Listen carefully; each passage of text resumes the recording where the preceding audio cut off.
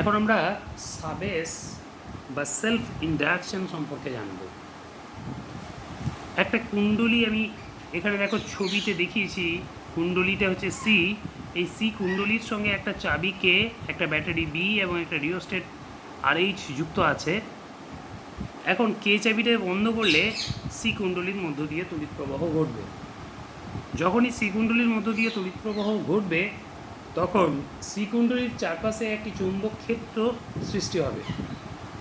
ফলে কুণ্ডলীটি তার নিজস্ব যে চুম্বক প্রবাহ, সেই চুম্বক প্রবাহের সাথে জড়িয়ে পড়বে।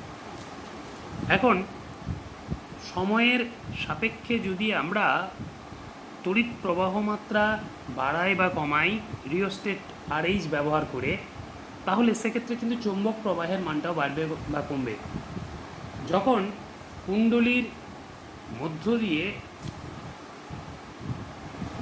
তড়িৎ প্রবাহ মাত্রা বাড়ানো হবে বা কমানো হবে, ফলে চৌম্বক প্রবাহ বাড়বে বা কমবে, তখন কুণ্ডলীটির মধ্যে তড়িৎ চুম্বকীয় আবেশের সৃষ্টি হবে। অর্থাৎ কুণ্ডলীতে একটা ক্ষণস্থায়ী তড়িৎচালক বল আবিষ্ট হবে। যে আবিষ্ট তড়িৎচালক বলটা কুণ্ডলীটির মধ্য দিয়ে তড়িৎ প্রবাহ মাত্রাকে বাধা দেবে। এই যে ঘটনা, এই ঘটনাকেই বলা হয় সাবেস।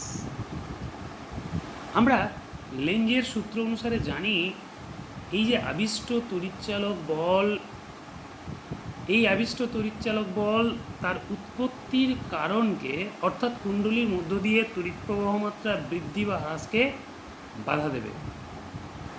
তাহলে আমরা সাবেসকে এইভাবে ডিফাইন করতে পারি। দেখো, সময়ের সাপেক্ষে কোনো কুণ্ডলীর নিজস্ব তড়িৎ প্রবাহ মাত্রার পরিবর্তন ঘটলে ওই কুণ্ডলীতে একটা তড়িৎচালক বল আবিষ্ট হয়, যা কুণ্ডলীর মধ্যে তড়িৎ প্রবাহ মাত্রার হ্রাস বা বৃদ্ধির যে প্রচেষ্টা তাকে সর্বদাই বাধা দেয়।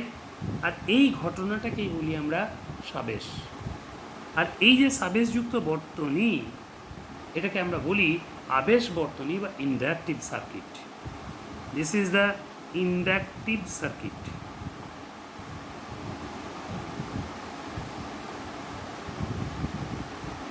দেখো, এই যে তড়িৎচালক বলটা উৎপন্ন হচ্ছে বা আবিষ্ট হচ্ছে, এই আবিষ্ট তড়িৎচালক বলকেই আমরা বলি সাবিষ্ট তড়িৎচালক বল। এখন আমরা এই সাবেসের সম্পর্কিত গুণাঙ্ক অর্থাৎ সাবেশাঙ্ক সম্পর্কে জানব। সাবেশাঙ্ককে আমরা বলি সেলফ ইন্ডাকটেন্স।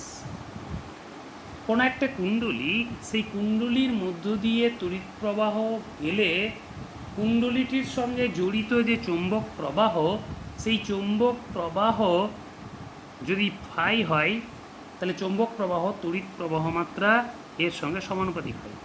তড়িৎ প্রবাহ মাত্রা যদি I হয়, তাহলে আমরা বলতে পারি phi is directly proportional to I। তাহলে দেখো, এই যে ফাই সমানুপাতিক I, এখান থেকে আমরা লিখতে পারি phi is equals to L into I.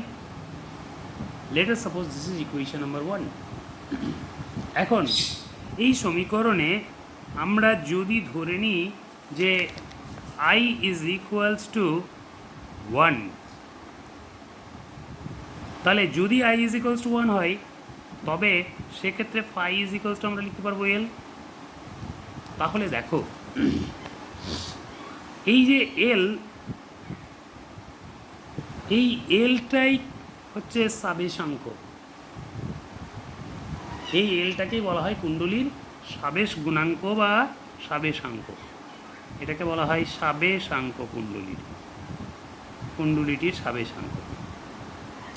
তাহলে দেখো, আমরা সাবেশাঙ্ককে এইভাবে ডিফাইন করব, কোনো কুণ্ডলীর মধ্য দিয়ে একক পরিমাণ তড়িৎ প্রবাহ ঘটলে কুণ্ডলীটির সঙ্গে জড়িত চৌম্বক প্রবাহ এর মানকে কুণ্ডলীটির সাবেশাঙ্ক বলা হয়।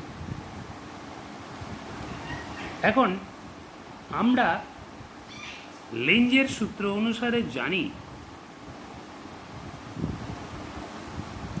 লেঞ্জের সূত্র অনুযায়ী দেখো আবিষ্ট তড়িৎচালক বল ই এর যে মান বা আবিষ্ট তড়িৎচালক বল ই ইজ ইকুয়ালস টু জানি মাইনাস ডি ফাই ডিটি। লেঞ্জের সূত্র, সুতরাং অভিমুখটা নিতে হবে। তাহলে মাইনাস ডি ফাই ডিটি ই এর মানটা। এখন এটাকে আমরা এইভাবে মাইনাস ডিডিটি অফ ফাই এর মানটা যদি বসাই এলআই, তাহলে এটা লিখতে পারি minus L into DI DT. তাহলে আমি যদি মড অফ ই নিই, তাহলে mod of E is equals two পাবো এল ইন্টু ডিআই ডিটি।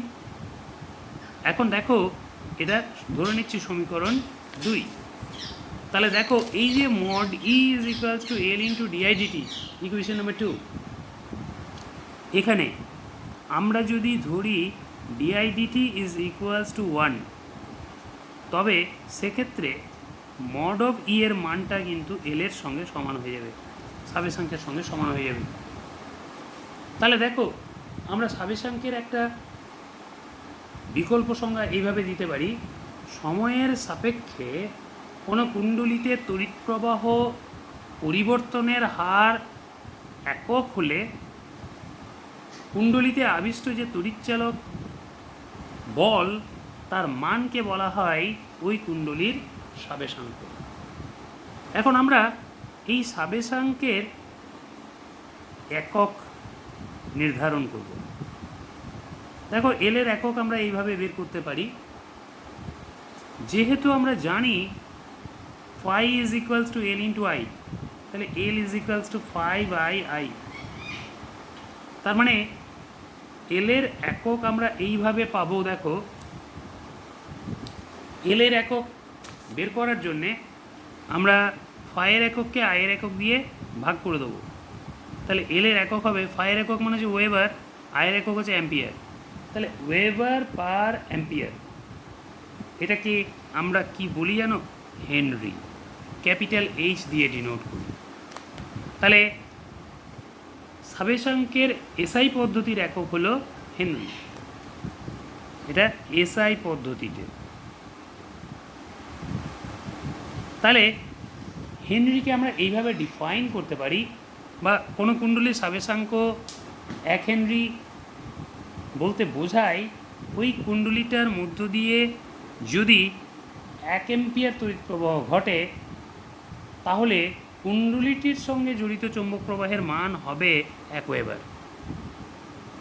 এখন আমরা এই যে দুটো সমীকরণ পেয়েছি 1 আর 2, এই দুটো সমীকরণ থেকে লিখতে পারি, দেখো ফাইয়ের একক আমরা জানি ওয়েবার, এল এর একক আমরা পেলাম হেনরি, তাহলে weber is equals to Henry into আয়ের একক ampere. Let us suppose this is equation number 3। এখন ইকুয়েশন 2 থেকে আমরা লিখতে পারি, দেখো ই এর একক হচ্ছে কি ভোল্ট, এল এর একক henry into DI DT, DI ডিটির একক হচ্ছে অ্যাম্পিয়ার বাই সেকেন্ড। তাহলে আমরা এখান থেকে দেখো লিখতে পারি volt by ampere into second, this is equals to henry. এখন এখান থেকে আমরা লিখতে পারি হেনরি ইজ ইকুয়ালস টু, দেখো henry is equals to volt by ampere, মানে হচ্ছে কি V is equals to I R, তাহলে R is equals to V by I. তাহলে আর মানে রোধ, রোধের একক কি ওহম, তাহলে ওহম ইন্টু সেকেন্ড। তার মানে আমরা দেখো হেনরি ইজ ইকুয়ালস টু পেলাম ohm into second. Let us suppose this is equation number 4. Now from equation 4 we can write Henry by ohm is equals to second. তাহলে দেখা যাচ্ছে যে এল এর একক এবং আর এর এককের যে অনুপাত, সেটা কিন্তু সময়ের এককের সাথে অভিন্ন। তাহলে আমরা প্রমাণ করে ফেললাম যে এল এর একক ডিভাইডেড বাই আর এর একক,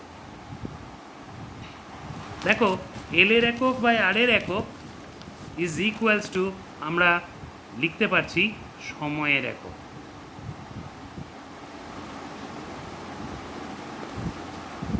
এবার আমরা পরবর্তী অংশে আসব।